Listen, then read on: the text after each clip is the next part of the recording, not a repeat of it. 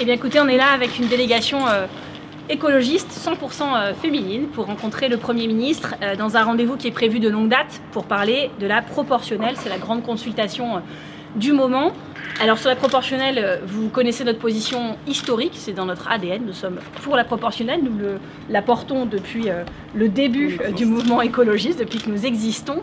C'est un sujet qui est très important pour nous, démocratiquement. Mais ce qu'on va aussi dire au Premier ministre, c'est que de ce qu'on a entendu de ce qu'il voulait faire de la proportionnelle, nous n'allons pas exactement être d'accord, puisqu'il propose une proportionnelle départementale, une proportionnelle par département, et qu'on se le dise, nous qui tenons au territoire et à la représentation juste de tous les territoires, une proportionnelle départementale n'est pas une vraie proportionnelle. Si vous habitez, comme moi, dans un département très peuplé, le Pas-de-Calais, ou dans des départements très urbains où il y a beaucoup de population, vous aurez une vraie proportionnelle. Si vous habitez dans des départements où il n'y a que 2 ou 3 parlementaires, alors vous n'aurez pas accès à une vraie proportionnelle. Et donc c'est un scrutin qui serait inéquitable sur le territoire et donc l'inverse de la conception que nous faisons de la démocratie. Ce que nous allons donc lui dire, c'est que nous sommes pour une proportionnelle qui soit une vraie proportionnelle, par exemple pour une proportionnelle régionale. Nous avons déjà eu l'occasion de lui dire, moi j'en avais débattu avec lui à l'occasion de ce qu'on appelait les rencontres de Saint-Denis, où on était présents chacun en tant que chef de parti à l'époque, donc il connaît notre position et il la connaîtra encore mieux à la sortie. Ce qu'on voulait vous dire aussi, c'est qu'on ne va pas faire semblant et faire comme si de rien n'était. Ce rendez-vous, il intervient après une semaine noire pour l'écologie, et une séquence noire pour l'écologie d'ailleurs qui continue cette semaine. Donc la semaine dernière, on a eu la fin du ZAN, la fin des ZFE, la reprise des travaux de la 69 qui sont passés à l'Assemblée nationale. On a eu cette loi Duplon scélérate qui est une loi qui ne va même pas être examinée à l'Assemblée nationale alors qu'elle concerne tous les Français. Quand on dit ah bah tiens c'est un coup dur pour l'écologie, quand l'écologie perd, c'est tout le monde qui perd. C'est votre santé, c'est votre environnement, c'est l'avenir de vos enfants et de vos petits-enfants.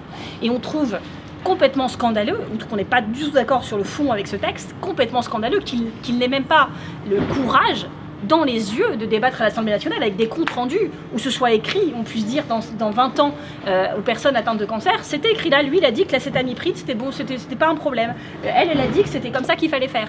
On veut des traces de tout ce qui se dit. Et eux, ils ne veulent pas de traces. Pourquoi? Parce qu'ils ont honte et qu'ils savent bien que c'est impossible à défendre les yeux dans les yeux avec les Français. Donc non seulement ce débat aurait dû avoir lieu à l'Assemblée nationale, mais c'est même les Français qui devraient décider. Moi, je pense qu'il faut faire un référendum sur le sujet et dire aux Français, oui ou non, voulez-vous remettre dans l'environnement des substances qu'on a interdites parce qu'elles étaient cancérigènes, qu'elles étaient neurotoxiques, qu'elles passent la barrière placentaire et donc affectent vos fœtus dans votre ventre, parce qu'elles se retrouvent dans le liquide céphalorachidien des enfants et donc dans leur cerveau, parce qu'elle se retrouve dans votre eau potable. Il faut avoir ce débat en tête à tête avec les Français, les yeux dans les yeux, qu'il y a un débat national avec les études scientifiques et que chacun juge. Les chiffres, on les a, 80% des Français sont contre la réintroduction de ces substances. Donc ça, c'était la semaine dernière. Et comme si ça ne suffisait pas, on enchaîne cette semaine. On a appris ce midi la suspension en urgence de MaPrimeRénov', ce dispositif qui permet à des Français de pouvoir isoler leur maison et payer moins de factures d'électricité. Eh ben, ils avaient baissé les budgets plusieurs fois en nous disant en unité Cyrielle, les yeux dans les yeux, ça ne changera rien pour les Français, on baisse parce qu'il y a trop d'argent sur cette ligne. Les gens n'ont pas recours, donc il reste de l'argent en fin d'année, donc c'est une baisse qui n'impactera pas les Français. Bon bah, résultat, au milieu de l'année, ils suspendent en urgence parce qu'ils ont dépensé en 6 mois tout, et donc il y a des Français qui ont commencé leurs travaux et à qui on va expliquer en juillet, vous n'aurez pas la subvention parce que c'est suspendu en urgence, après avoir supprimé aussi la prime à la conversion automobile et la surprime pour les ZFE. Donc ça commence à faire beaucoup. Commence en plus ce week-end un grand sommet sur les océans. Les sénateurs auront l'occasion de débattre une proposition de loi à l'initiative des écologistes le 12 juin, non seulement pour faire adopter la taxe Zuckman, mais aussi pour parler des aires marines protégées, parce qu'Emmanuel Macron va faire le héros international de la mer, sauf que les 30% d'aires marines protégées qu'on a dans nos zones d'activité, dans nos zones économiques exclusives, bah en fait il n'y en a que 0,1% en France hexagonale, où il n'y a vraiment pas de pêche, où c'est vraiment une aire marine protégée stricte. C'est des aires marines protégées où on pêche parfois même plus, c'est le cas dans la Manche, que dans le reste de l'océan. Donc ça n'a aucun sens. Et donc on voit bien jour après jour que ce gouvernement ne sait faire de l'écologie que par l'hypocrisie de la communication présidentielle. Donc on ne peut pas, vous nous connaissez, on a le mérite de la franchise, on ne peut pas faire comme si ça n'existait pas. Et quand on a décidé de dire un truc, en général, vous nous connaissez toutes les trois, nous le disons, donc nous ne sortirons pas de ce bureau tant qu'on n'aura pas eu une explication de texte franche sur l'écologie. Comptez sur nous et on vous racontera ça à la sortie.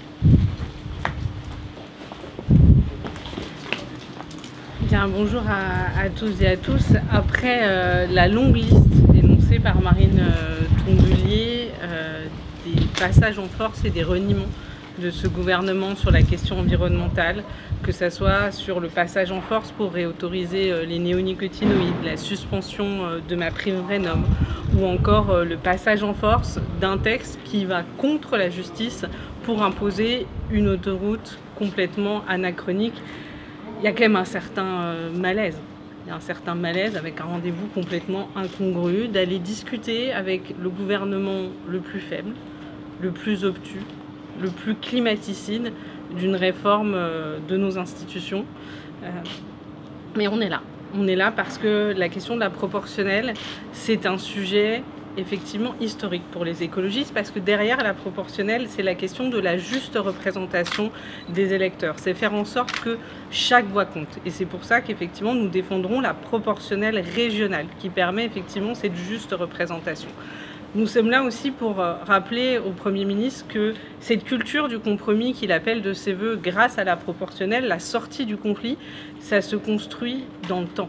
Que l'attitude qu'il a aujourd'hui, que le bloc gouvernemental a aujourd'hui, de contourner l'Assemblée nationale, de passer en force, ce n'est pas construire une culture de compromis. Que si on veut aller au bout de cette logique, il faut également qu'il y ait un engagement et qu'il y ait un changement, notamment sur le vote de confiance. Si aujourd'hui on a un Parlement qui est maltraité, c'est parce que nous avons un gouvernement qui est illégitime par rapport au vote de juillet dernier.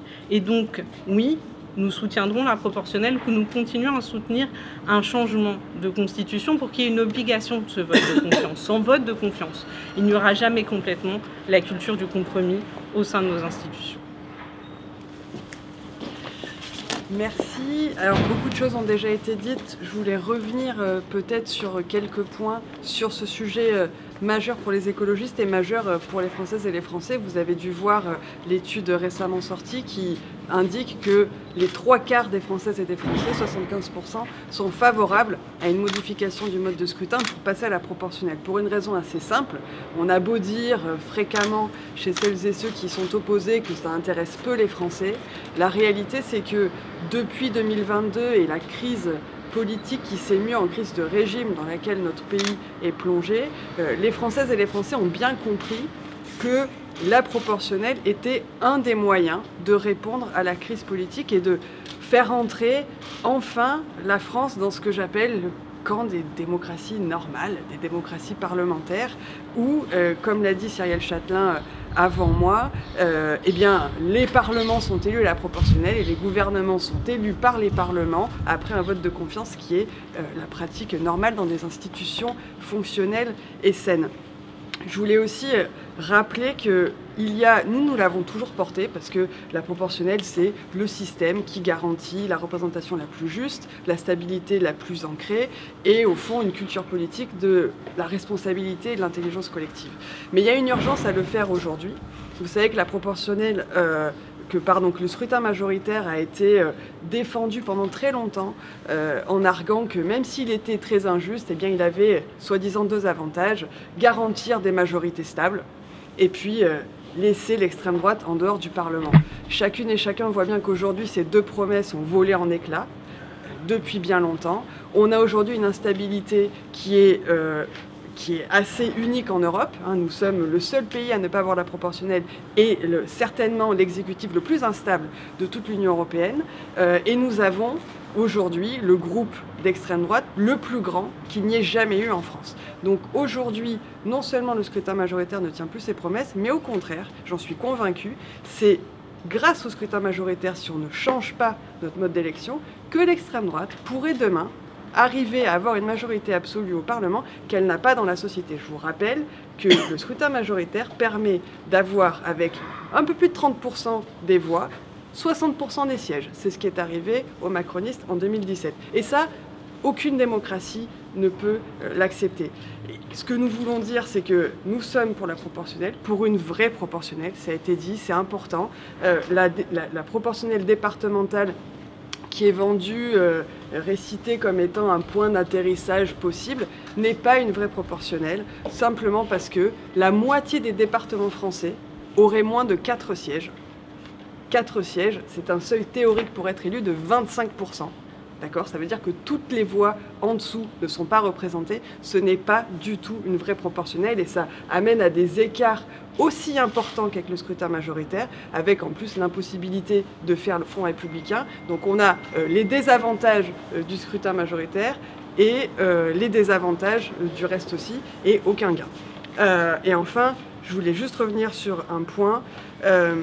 Les reculs environnementaux de ces dernières semaines et qui se profilent ne sont pas à détacher des reculs de la justice sociale et des droits fondamentaux en général. Il y a une coalition aujourd'hui au niveau international qui s'attaque, et malheureusement le gouvernement français s'engouffre dans ce front-là, qui s'attaque aux politiques climatiques, aux politiques sociales et à la démocratie. Et si on veut passer enfin en France à un régime parlementaire sain, eh bien, il faudra aussi que celles et ceux qui sont au gouvernement aujourd'hui aient bien conscience qu'eux aussi devront se mettre à un exercice de compromis et de co-construction. Et il est impossible que de cet exercice-là ressorte le fait qu'on réautorise des produits que personne ne veut en France et qui détruisent la santé des sols, la biodiversité et la santé publique. Et donc, bien sûr que nous sommes pour cette réforme démocratique, ça nécessite aussi une réforme de la pratique du pouvoir et nous attendons aussi de voir des preuves de cela. On va y aller. Merci.